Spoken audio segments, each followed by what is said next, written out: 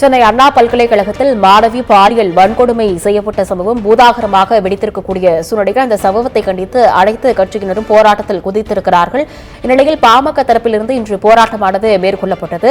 தடையை மீறி போராட்டம் நடத்தியதாக தற்பொழுது பாட்டாளி மக்கள் கட்சியினர் மற்றும் போராட்டத்தில் ஈடுபட்டவர்கள் காவல்துறையால் கைது செய்யப்பட்டிருக்கிறார்கள்.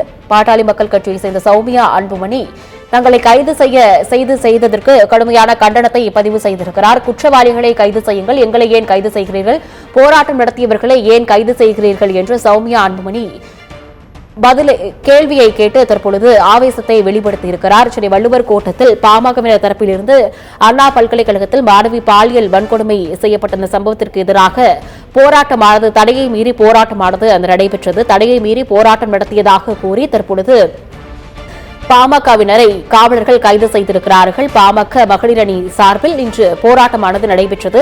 அந்த போராட்டம் நடைபெறுவதற்கு தடையானது விதிக்கப்பட்டிருந்த இந்த சூழ்நிலையில் தடையை மீறி போராட்டம் நடத்தியதாக கூறி சௌமியா அன்புமணியை கைது செய்திருக்கிறார்கள். இதனால் சௌமியா அன்புமணி கடுமையான கேள்விகளை முன்வைத்திருக்கிறார்.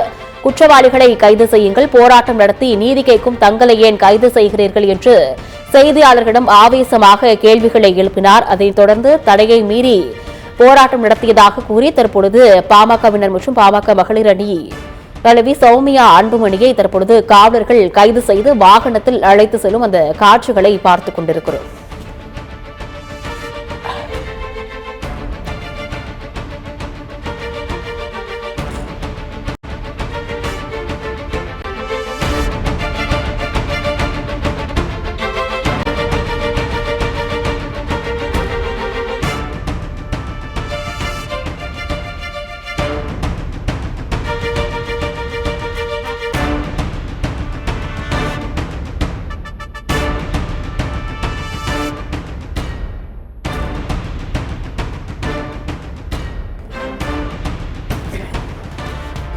சென்னை வள்ளுவர் கோட்டத்தில் தடையை மீறி போராட்டத்தில் ஈடுபட முயன்ற பாட்டாளி மக்கள் கட்சியினர் தற்பொழுது கைது செய்யப்பட்டிருக்கிறார்கள்.